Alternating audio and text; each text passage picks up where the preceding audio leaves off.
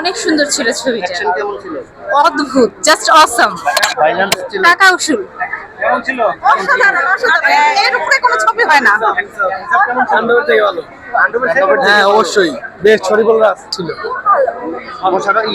শরীফুল রাজের পারফরম্যান্স খুব ভালো লেগেছে, সবসময় ফেভারিট। কেমন ছিল ভাই? অ্যাকশন কেমন? মানে অ্যাকশন ছিল, স্টোরি এত জমে নাই। মুভি কেমন ছিল? সুন্দর ছিল মোশাররফের এন্ট্রি। আর এখানে মিশা সওদাগর যে ভিলেন ছিল এটা আমি একদমই জানতাম না। মুভি খুব সুন্দর ছিল, অনেক ভালো অ্যাকশন কেমন ছিল ভাইয়া? অ্যাকশন জোশ ছিল। পারফরম্যান্স কার সবচেয়ে বেশি ভালো ছিল? আমি তো মোশাররফের জন্য মুভি দেখতে আসছি, তবে রাজের পারফরমেন্স ভালো ছিল। আর ফারিন অনেক সুন্দর অভিনয় করছে। শরৎ করিম কি ক্যামিওতে ছিল নাকি স্ক্রিনে? স্ক্রিনেই ছিল। এক্সাইটমেন্ট ছিল না, বাট খুব ভালো লাগছে। পারফরমেন্স ছিল মানে বিয়ন্ড এক্সপেকটেশন, আগে এরকম দেখা হয় নাই। বাংলা মুভির কি চেঞ্জ আসছে? অনেক চেঞ্জ, মানে কখনো ভাবি নাই যে বাংলা মুভির জন্য এত এক্সাইটেড থাকবো। ইভেন টিকিট পাচ্ছিলাম না, অনেকদিন ধরে টিকিট হচ্ছে পাই কি পাই না, বারবার চেক করা অনলাইনে।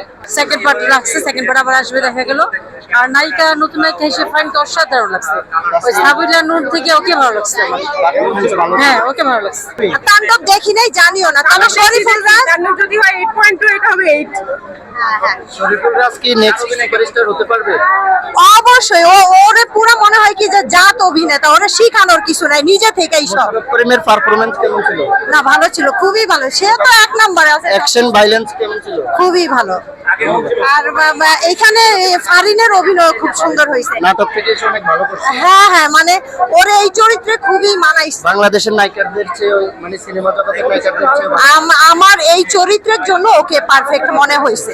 আর এই শরীফুল রাজ তো পরাণের পর দেখার পরের থেকে মানে আমরা সবাই ভক্ত। শরীফুল রাজ কি নেক্সট সুপারস্টার হতে পারবে? অবশ্যই অবশ্যই, ওকে যদি প্রযোজকরা নিয়ে কাজ করে তাহলে ও সবার আগে যাবে।